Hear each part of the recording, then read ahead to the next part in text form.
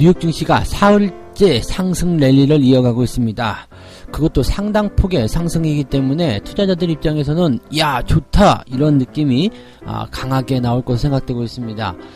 자, 그런데 예상됐었던 경제 지표들은 생각했던 것보다 더 나쁘게 나왔습니다. 그런데 이런 경제 지표의 상황에도 불구하고 증시가 강하게 상승할 수 있는 배경들, 어떤 것들이 있었을지 정말 궁금해지는데요. 거기에 대한 이야기들 전달해 드리도록 하겠습니다.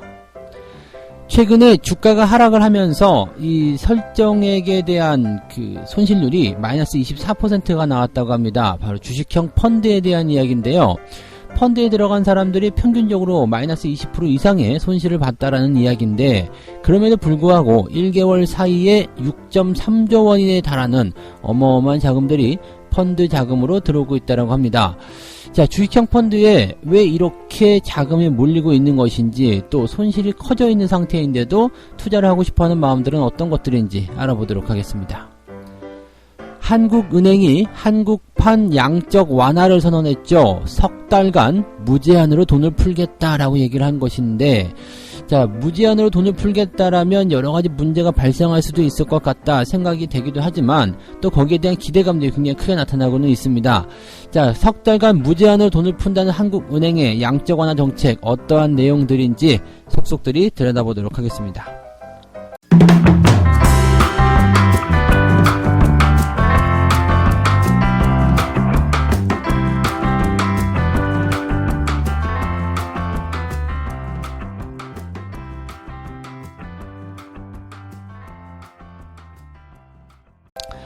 네, 반갑습니다. 오늘은 3월 27일 금요일입니다. 자, 주말장이라서 변동성은 좀 예상이 됩니다만 미국 시장이 워낙 강하게 올라서요. 우리 증시도 약간 주춤했었던 어제 증시를 바로 또 회복할 수 있지 않을까, 그 생각도 좀 들긴 합니다. 일단 상승폭에 대한 부분들이 뭐 6%대 이렇게 강하게 치고 올라가 버리니까, 네, 이 보통 상승은 아니다, 뭐 이렇게 예상들이 좀 되고도 있죠. 전체적으로 이제 시장에 대한 관점들이 지금은 이제 거의 극복을 했어, 이제는 새로운 어떤 영역으로 넘어갈 거야, 이런 형태의 기분들도 많이 가지고 있는 것 같다는 생각이 좀 듭니다. 다우지수가 소폭 상승으로 출발했거든요. 그리고 나서 장중에 한번 팡 튀었고요. 살짝 내려가는 모습 보이다가 또 막판에 팡 튀어 올라가면서 1,351포인트 상승했고요. 6.38%포인트 올라갔습니다. 자, 지금 경제 지표들은 굉장히 이상하게 나왔음에도 불구하고 뉴욕 증시가 이렇게 강하게 올라갈 수 있는 배경들, 아마도 이제 뭐 경제 지표와 관련 없이 시장을 밀어주는 그런 경기 부양책들이라든지 또 유럽에서 나오는 그런 좋은 소식들이 시장에 힘을 보태주지 않았을까, 이렇게 생각이 되고 있습니다. 자, 일단 그 배경을 먼저 좀 살펴보게 되면은요, 일단 경제 지표를 먼저 봐야 되겠죠. 가장 중요했었던 부분 중에 하나가 실업 대란입니다. 일전에 제가 시황을 통해서 말씀드렸던 게, 이제 지난번에 나타났었던 그 실업수당 청구 건수가 28만 건 정도였었죠. 그러다가 이번에 그 월가 쪽에서 예상한 게 약 85만 건, 뭐 많게는 한 150만 건까지 나올 것이다, 이런 얘기가 좀 있기도 했었고요. 그 다음에 골드만삭스라든지 이런 쪽에서는 그 220만 건 정도까지 나올 것이다. 그래서 이거 너무 오버 아닙니까? 라는 생각을 좀 했었거든요. 그 당시 시황 들어보신 분들 기억하실 거예요. 그래서 이 정도 너무 오버예요. 뭐 200만 건이 넘어간다, 이게 뭐 10배 이상 넘어가는 이런 부분이 일주일 사이에 이게 일어날 수 있겠느냐, 그렇게 얘기를 했었는데, 이번 주에 발표된 이 실업수당 청구 건수가 300만 명이 넘어갔습니다. 야, 이거는 뭐 어마어마한 얘기라고 봐야 되겠죠. 그래서 300만 명이라는 것은 사실 듣도 보도 못한 그런 수치거든요. 요즘에 보니까 이제 뉴욕 증시가 정말 듣도 보도 못한 그런 그 포인트들을 많이 만들어내고 있는 것 같아요. 총 328만 3천 건 딱 그래가지고요. 정말로 딱 300만 건 늘어났고 약 12배 정도 증가했다라고 되어 있습니다. 아무래도 이제 그 뉴욕 시장, 뉴욕 그 도시를 폐쇄한다거나 또는 사회적 거리두기라든지 이런 여러 가지 정부의 조치에 따라 가지고 이런 자체적인 어떤 봉쇄 조치가 이렇게 큰 상황을 만들어내지 않았을까 생각됩니다. 이건 뭐 예상했었던 수치보다도 너무 뛰어난 모습이기 때문에 여기서 나올 충격이 대단할 것이다라고 생각을 좀 했었거든요. 그리고 지금까지 역사적으로 나온 부분들이 1982년 그 당시에 이제 69만 건 정도였기 때문에 이 정도 수치는 어마어마하다고 봐야 되겠죠. 이러한 내용들이 일단 300만 건이라면 어마어마한 상황이거든요. 그래서 이 정도면은 충격이 굉장하지 않을까라는 어떤 전망들 좀 일단 했었을 거예요. 그런데 미국 뉴욕 증시가 차분하게 오히려 상승을 해버렸어요. 왜 그랬을까요? 이 악재에 대한 부분들을 다 예상하고 있었다. 이미 뭐 알고 있었던 거 아니냐. 그런 얘기가 나오네요. 그러니까 사실 시장의 분위기가 좋아지고 있는 과정에서는 악재가 나오더라도 힘을 잘 못 쓰는 상황이 벌어지게 되거든요. 지금이 딱 그런 모습이라고 보셔도 될 것 같아요. 근데 뭐 어쩌라고? 그거 다 알고 있는 얘기잖아. 그래서 거기에 대해서 대책 다 세워놨잖아. 이런 식의 예상이 좀 되는 부분들이죠. 아무래도 이제 그 트럼프 행정부의 슈퍼 부양책 약 2조 2천억 달러, 우리나라 돈으로 2,700조 원이죠. 이 어마어마한 자금의 그 합의가 아무래도 이런 부분들을 전부 다 덮어주지 않았을까라고 생각이 됩니다. 2,700조 원이라뇨. 이거 뭐 듣도 보도 못한 금액이잖아요. 그래서 이런 부분들이 나왔을 거로 생각되고 있고요. 또 파월 의장 같은 경우는 뭐 잘 출연하지 않는 공중파에도 출연을 했어요. 그래가지고 약간 홍보 마케팅 효과라고 좀 봐야 될 것 같은데, 그렇게 출연하고 나서 이제 뭐라고 그랬냐면 자금 공급에 대한 그러한 우리 자금 공급에 관해서는 우리의 탄약이 바닥나지 않을 것이다. 그러니까 돈 걱정하지 마라. 걱정 마라. 왜 우리가 무제한으로 공급해준다고 했는데 그 걱정하지 마라. 돈 찍어내면 된다. 뭐 이런 얘기가 있을 수도 있겠네요. 이렇게 무지막지하게 갖다가 지원을 해주게 되면 과연 너희들이 버텨낼 수 있겠느냐라는 시장의 우려를 정면으로 반박하고 있다라고 볼 수 있는 거죠. 그러니까 일단 뭐 중앙은행에서 돈 걱정하지 말라고 하는데 걱정할 이유가 전혀 없다는 얘기가 될 수도 있는 거고요. 그래서 시장에서는 너무나도 강력한 정말 사상 초유의 어마어마한 경제 부양책이 모든 악재들을 다 떠받치고 있는 상태가 되었다. 이렇게 보시면 되겠습니다. 그래서 증시가 연속적으로 상승하고 있는 포지션이 만들어지고 있기 때문에 이런 흐름들은 뭐 투자자들의 심리를 크게 개선시키는 좋은 효과로 작용이 될 것이다. 이렇게 보셔도 되겠습니다. 유럽 같은 경우도요. 지금 G20 정상회의가 있었죠. 그래서 이 G20 특별 정상 그 회의가 이제 그 화상으로 이루어졌습니다. 이 화상 회의를 통해 가지고 이 지금 현재의 상황을 공동으로 극복해 나가자. 그래서 국제적 공조를 강화하자라는 협의를 이끌어냈다. 뭐 당연히 그 협의에서 우리는 안 할래 빠질래 이렇게 할 수 없었을 테니까, 그죠? 지금 상황이 어려운 거 다들 아시죠? 다 같이 힘을 내서 우리 모두 협조합시다. 그러면 예 좋습니다. 옳소 이렇게 하는 거지. 뭐 아유 너희들은 그 힘들지만 우리는 괜찮으니까 빠질래. 이거 안 되는 거거든요. 그래서 일단은 G20개국의 그 정상들이 일단 특별 회의를 통해서 국제적 공조를 강화하기로 했다. 뭐 이런 것들은 전해진 부분이고요. 그 다음에 22에서도 좀 강력한 경기 부양책을 만들어냅니다. 뭐냐면요. 유럽 중앙은행이죠. 이 ECB가 매입할 수 있는 국가별 채권 한도를 없애버리겠다. 이렇게 나왔습니다. 이거는 대단한 거죠. 사실은 이 중앙은행이 해야 되는 것들은 채권을 사들이는 역할도 물론 해야 되겠습니다만 조금 나눠지는 부분이 있어요. 우리나라도 그렇게 하거든요. 그래서 우리나라 같은 경우도 채권을 사들일 때 뭐 우량 채권, 그다음에 불량 채권 나눠지면은 좀 부실한 채권 같은 경우는 안 사들이게 되거든요. 보통은 그렇습니다. 그래서 일반적으로 양적 완화를 할 때도 이렇게 우량한 기업들 위주의 움직임이 나타나게 되는데 지금은 뭐 채권 한도 같은 걸 없애겠다. 이런 부분들은 역시 이런 그 약간 뭐랄까 우량한 것 가려서 하겠다라는 것이 아니라 그냥 뭐 전체적으로 다 뭉뚱그려가지고 잘 해주겠다라는 얘기가 되는 거죠. 그러니까 무제한적인 양적 완화라고 봐야 됩니다. 여기도요. 그래서 국가별 채권 한도를 없앤다라는 것도 대단한 경기 부양책이다라고 볼 수 있겠죠.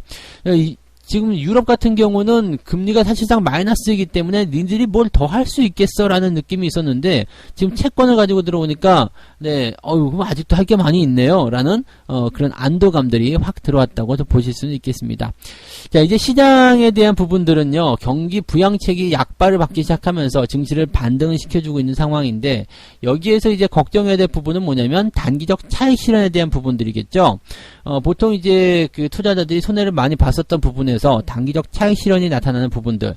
자, 이거 왜 일어나게 되냐면 지금 물려있는 사람들 같은 경우는 아직 시장이 반등을 하니까 계속 들고 있을 거예요. 그 다음에 밑에서 매수한 사람들은 지금 수익이 발생하고 있을 겁니다. 어느 정도 수익이 발생한 시점이라든지 주가가 좀 주춤하는 시점에서는 단기적 매도 포인트, 즉 차익 실현이 나오게 될 거예요. 그러면 손실을 보고 있던 사람들은 손실이 복구되는 상황에서 또다시 손실이 악화될 것을 우려해서 매도를 치게 될 거고요. 그 다음에 밑에서 매수한 사람들 같은 경우는 단기적 차익을 챙기기 위해서 매도가 들어가게 될 겁니다. 이것이 급락 이후에 단기 급등, 그 다음에 다시 주가가 들어오는 모습이죠. 근데 그러한 주가가 들어오는 형태의 모습 속에서 많은 투자자들이 또 여기서 손절 매도를 하거나 아니면 떨어져 나가는 경우들이 많이 생기는데요.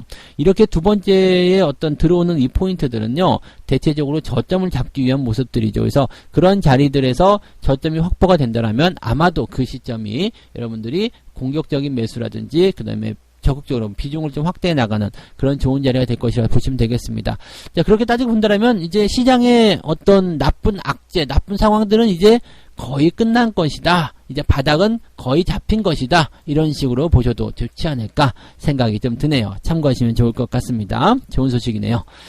자, 그 다음에 두 번째 이야기 전달해 드릴게요. 폭락장의 수익률이 마이너스 24% 정도인데도 주식형 펀드는 1개월 새에 6.3조 원이나 들어왔다. 자, 이거는 무슨 내용이냐면요.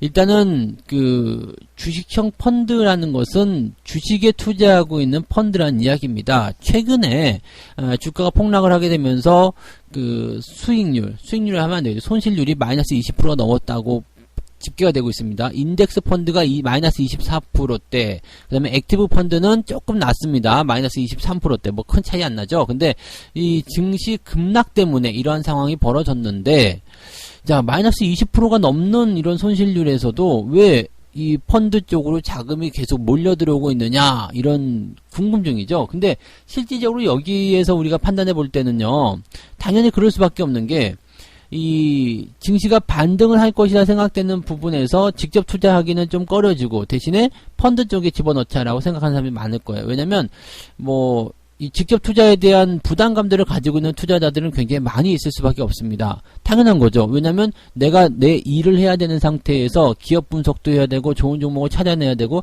이게 여간 까다로운 게 아니거든요. 그래서 주식 투자를 직접적으로 하고 계시는 여러분들 같은 경우는 정말로 네, 어떻게 보면 대단하신 분들이에요. 네, 저희처럼 이제 직업으로 삼고 있는 사람이 아니라 원래 자기의 직업이 있고 그 다음에 주식 투자에 대한 또 다른 어떤 길을 개척하는 그런 분들이라면 정말 대단한 그런 포인트 아니겠습니까? 그래서 여러분들 정말 스스로 대단하다. 네, 스스로 어깨 한 번씩 두들겨 주시기 바라고요. 자, 어쨌건 간에 이 주식형 펀드 쪽으로 지금 6.3조 원이 들어왔다. 설정에서 계속 늘어나고 있다는 것은 시장이 반등을 할 것이다. 이제 급락에 대한 포인트는 끝났고 이제 반등장이 나올 것이다. 그렇다면 바닥에서 사야 되지 않겠느냐라는 생각들을 하고 있는 것 같습니다. 뭐 이거는 정말 잘 하고 있는 이야기겠죠. 이 시장 펀드, 시장에 투자하는 이 펀드, 주식형 펀드 쪽으로 자금이 많이 들어온다는 것은 즉 이 펀드를 운영하는 그런 운용사 쪽에서 주식을 많이 살 수밖에 없는 상황이 된다라고 보시면 되겠습니다. 그럼 매수가 들어오는 거거든요. 매수가 들어온다라는 것은 그냥 우리가 쉽게 생각하면 시장이 더 이상 하락하는 포인트들을 방어하게 될 것이다라고 보시면 되겠습니다. 수급적인 측면은 영향이 들어갈 수 있겠죠. 그래서 기관의 매수에 포함이 될 수 있는 상황이 되겠습니다. 그러면 그 다음에 펀드 자금 같은 경우는 단기형으로 치고 빠지고 하는 형태가 모습이 잘 나타나지 않아요. 그래서 어떤 식으로 들어가게 되냐면 이게 중장기적인 포인트잖아요. 그러니까 중장기적으로 매수에 대한 포인트들이 탄탄하게 잡히게 된다. 한번 들어온 물량들은 단기에 빠져나갈 그런 매수 포인트가 아닐 것이다 라고 생각을 하실 수가 있다는 이야기죠. 그러니까 실제적으로 이제 뭐 아직 외국인들의 매도는 계속 나타나고 있기도 하고요. 그 다음에 전체적으로 이제 시장 경제가 살아났다라고 보기는 어려운 상황이지만 이렇게 투자 자금들이 바닥에서부터 몰려들고 있다라는 상황 자체로는요, 외국인 매도라든지 시장 경제에 대한 불안감들을 일단 매수의 힘으로 막아줄 수 있다라는 부분이 되는 겁니다. 이렇게 된다면 어느 정도 부합하는 거죠. 바닥 시점에서 기관들이 들어와서 주가를 방어해주는 역할을 해줄 것이다. 이런 부분들. 그 다음에 지금은 외국인들이 팔고 있지만 결국에는 바닥이 잡히고 주가가 상승하게 된다면 다시 외국인들의 매수가 들어가게 될 것이다 라고 보시면 되겠죠. 미국에서 그 헤지펀드 운용을 하고 있는 사람이 있어요. 그 회사 사장님인가 그럴 텐데요. 그 사람이 이제 이번에 미국 하락장에 대해서 하락 베팅을 크게 해가지고요 100배 수익을 올렸답니다. 옵션을 통해 가지고. 그래서 무려 이제 3조 원에 3조 원에 달하는 엄청난 수익을 거둬들였는데, 그것을 이제 최근에 다시 버크셔 해서웨이를 비롯한 여러 우량주 쪽으로 지금 주식 매입을 다시 시작했다고 하더라고요. 그러니까 여기도 이제 급락은 거의 끝나간다라는 판단들을 했을 거라 생각해요. 헤지펀드라면은 얼마나 공격적이고 얼마나 좀 무섭게 몰아칩니까? 돈 되는 건 다 아는 집단이란 말이에요. 근데 이쪽에서 이제 그 투자 방향을 완전히 바꿔줬다라는 것은 또 다른 부분에서 긍정적인 수준이지 않겠는가 생각이 듭니다. 그래서 지금 이렇게 주식 쪽에 관심을 가지고 자금들을 집행하는 것은 좋은 일이다. 뭐 우리도 좀 필요한 그런 상황들이다라고 보시면 되겠습니다. 이제 시장은 약간 부정적인 관점보다는 반등의 타이밍, 반등의 포지션에서 매수를 어떻게 할 것인가, 여기에 대한 고민들을 이제 해 나가시는 것이 좋지 않겠느냐, 이렇게 말씀을 드릴 수가 있겠죠. 네. 자, 세 번째 이야기 가도록 하겠습니다. 한국은행의 한국판 양적 완화, 여기에 대해서 이야기가 나오고 있습니다. 야, 한국판 양적 완화, 석 달간 무제한으로 돈을 쓰겠다라고 얘기를 했습니다. 이것은 IMF 때도 안 썼던 전례적인 조치다라고 되어 있는데, 골자를 따지고 보면요, 무제한으로 돈을 푼다라는 것은 그냥 뭐 국민들에게 돈을 막 뿌려주겠다 이런 얘기가 아니고요, 기업들에게 돈이 잘 돌아갈 수 있도록 조치를 취하겠다는 얘기입니다. 근데 한국은행이 직접적으로 기업들에게 대출해주거나 일반 개인들에게 대출해주는 부분들은 아닙니다. 그래서 어떤 식으로 하게 되냐면 석 달 동안 4월, 6월까지 4월, 5월, 6월 이 석 달 동안 은행, 증권사와 같은 이제 금융회사들한테 무제한으로 유동성 자금을 공급하기로 결정했다, 이렇게 되었습니다. 네, 무제한으로 유동성 자금을 공급하기로 했다. 그냥 은행이 야, 돈 필요해 그러면은 돈 그냥 계속 주겠다는 얘기예요. 무제한으로. 니들이 한도를 정하지 않아도 된다. 이렇게 됐습니다. 근데 지금 보면은 이제 은행한테 돈을 빌려주는 입장이 되는 것은요, 일단 기준금리보다도 더 싸게 해준대요. 네. 더 비싸게 해주는 건 0.75가 기준금리니까 이제 0.85%의 이자를 받고 돈을 빌려주겠다는 내용이 된 건데, 0.85%면은 거의 뭐 제로금리나 마찬가지죠. 그 정도 싼 이자로 하고, 은행들은 대출 금리를 지금 보니까 아직도 2%대 유지하고 있더라고요. 그럼 예대 마진이라든지 이런 돈을 빌려서 돈놀이 하는 이 부분에서는 은행들이 돈을 벌 수밖에 없는 구조를 가지고 있는 거죠. 물론 이제 이런 그 이자 비용에 대한 부분들은 이제 4월달, 5월달이 되면 더 이제 이자가 더 내려갈 것이다. 그래서 대출금리도 이제 1%대로 내려갈 것이다라는 전망들이 나오고는 있습니다만, 어쨌건 간에, 예. 지금 이렇게 싼 이자로 무제한으로 돈을 받게 된다면 은행들이 돈을 굴려서 수익을 낼 수 있는 그런 구조들이 굉장히 커질 수 있겠다고 생각이 들 수 있겠습니다. 자, 어떤 식으로 돈을 빌려주냐면요, 한국은행이 은행이나 증권사들이 보유한 국채 그리고 은행채 이런 것들, 채권들을 담보로 잡고 돈을 빌려주겠다라고 되어 있는 부분들이죠. 그동안 이제 담보로 잡았던 채권의 범위가 국고채라든지 통한채, 정부 보증채, 뭐 이렇게 위험도가 굉장히 낮은 것, 원금 회복이 거의 확실시되는, 국가가 망해야지만이 원금 회복이 안 되는 뭐 그러한 채권들에게 이제 담보에 대한 설정만 해줬었는데, 지금은 이제 조금 더 나아가서요, 회사채라든지 기업 어용 등은 제외를 시키지만 은행채, 그 다음에 공공기관 특수채, 이렇게 조금 더 위험한, 근데 사실적으로 은행채라든지 공공기관 특수채 같은 경우도 굳이 망할 것 같지는 없거든요. 그래서 이것도 뭐 안전한 채권들이죠. 그래서 뭐 회사채나 기업 어음 이런 것들을 사들여야지만이, 이런 것들을 보증을 해줘야지만이 사실은 뭐 더 공격적이다라고 볼 수 있는 부분들이죠. 실제로 유럽이라든지 미국 은행들은 이런 거 해주고 있거든요. 이런 양적 완화가 실제로 기업을 살릴 것이다라고 되어 있습니다만, 뭐 기업들 입장에서도 이렇게 은행들에게 무제한으로 돈을 빌려주게 된다면 은행들은 조금 위험하게 할 수 있겠죠. 기업들의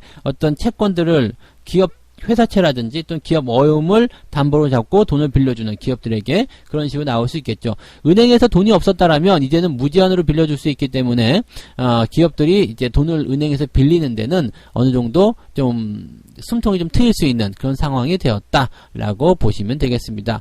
보통은 이제 금리 인하를 통해서 양적 완화를 좀 하게 되는데, 이번에는 이제 금리를 더 낮추게 되면 굉장히 힘들겠죠. 그래서 금융회사가 갖고 있는 그런 채권들을 담보로 해가지고 돈을 금융회사한테 풀어주고 금융회사한테 돈을 풀어주면 회사에서 다시 돈을 걷어들이고 이런 식으로 가는 방법이 되었다라고 보시면 되겠고요. 대신에 이런 것들은 문제가 좀 있습니다. 시장에 돈을 계속해서 풀게 되면은요, 달러 대비 환율이 계속 올라갈 수밖에 없거든요. 환율이 계속해서 올라가게 되면 문제가 뭐냐면 외국인들의 매도가 나타나게 됩니다. 외국인들의 매도가 커지게 될 수 있는 상황에 대해서 이 시장 상황이 또 악화될 수 있는 부분들이 있습니다. 그래서 이렇게 원화를 풀기 위해서는요, 달러에 대한 그 보유도 충분히 있어야 돼요. 그래서 달러도 같이 조절을 통해서 이렇게 환율을 어느 정도 맞춰주는 그런 형태가 만들어져야 되는데 그냥 무제한으로 돈만 풀어가지고 환율을 높이게 된다라면 이건 역시도 상당한 부담이 될 수밖에 없는 내용이 되는 거가 되겠죠. 그래서 어쨌건 지금 한국판 양적 완화라는 내용들은 증시를 부양시키는데 또 시장 경제를 좀 안정화시키는데 상당한 도움이 될 것이다라고 보시면 될 것 같은데 뭐 일단은 여기에 따른 부작용들도 있기 때문에 이런 정책적인 조치들은 어느 정도 생각을 하고 들어가지 않았을까 생각합니다. 아마도 이제 통화 스와프라든지 그 다음에 현재 국가가 가지고 있는 그 외화 보유고 이런 부분들이 상당히 이제 걱정할 만한 수준이 아니고 조금 많은 수준이기 때문에 아마도 이런 조치를 과감하게 취하지 않았을까라고 생각해 봅니다. 조금 더 지켜봐야 되는 내용이긴 하겠습니다만 어쨌든 시장 자체에는 바로 약발이 들을 수 있는 그러한 좋은 정책이다라고 봐주시면 되겠습니다. 지금 이런 양적 완화 같은 경우가 좀 필요할 수도 있는 그런 시기라고 생각할 수도 있겠죠. 자, 세 가지 이야기 전달을 해드렸습니다. 미국이 경제지표가 아주 개판인데도 불구하고 증시는 사흘째 상승세를 보였다. 자, 실업대라는 정말 상상도 못했었던 그런 어마어마한 수치를 남겨냈는데 예상했던 거 아니냐? 네, 투자자들이 오히려 정책적인 그런 호재에만 주목하고 있다. 상승장으로 돌아서는가 보다. 이런 느낌들을 가지게 해주는 대목이 아니었나 생각됩니다. 주식형 펀드 쪽에서는 1개월 사이에 6.3조 원이 밀물처럼 들어왔다라고 합니다. 뭐 일단 바닥권이기 때문에 주식을 사야 되겠다라는 생각을 좀 했었고요. 펀드 쪽으로 들어왔기 때문에 이 자금들은 단기성 자금들이 아니다. 그래서 장기적으로 계속 시장에 버팀목을 해줄 것이다 라는 긍정적인 포인트를 잡아봤고요.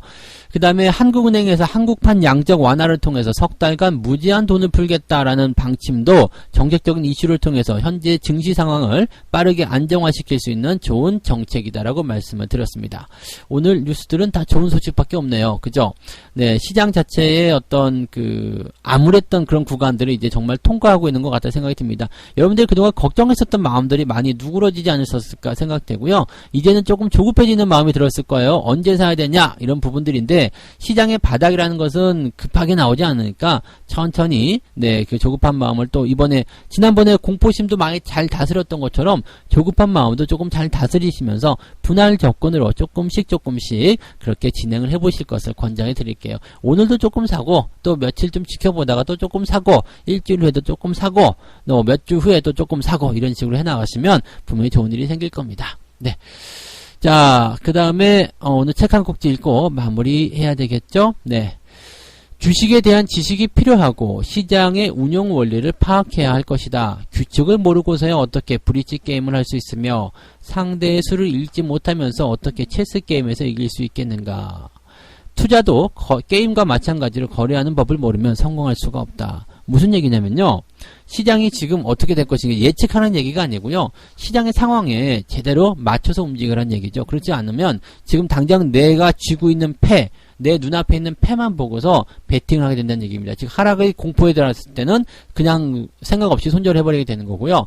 주가가 올라가게 되면 그냥 생각 없이도 따라가게 된다는 이야기입니다. 이 패 한 번 더 앞서서 생각하고 자, 이 다음은 어떻게 될 것인가, 지금은 어떤 상황인가, 어떤 식으로 진행될 것인가 이런 부분들을 한 번 정도는 생각하라는 이야기죠. 이것은 예측과는 다른 부분이기 때문에 여러분들이 곰곰이 생각해 보실 필요가 있겠다라고 생각합니다. 네, 자 오늘 여기까지 이야기해드리면 되겠죠. 자, 긍정적인 소식들 품에 안으시고요. 주말 변동성이 조금 나올 수 있으니까 항상 조심하시기 바라고, 오늘은 매수를 하신다면 오후장이 조금 더 유리하지 않을까 생각이 드니까 그 부분도 같이 참고해 보시면 도움이 되실 것 같습니다. 자, 오늘 여기까지 이야기해 드리고요. 주말장 마무리 잘 하시기 바랍니다. 저는 다음 시간에 다시 올게요. 고맙습니다.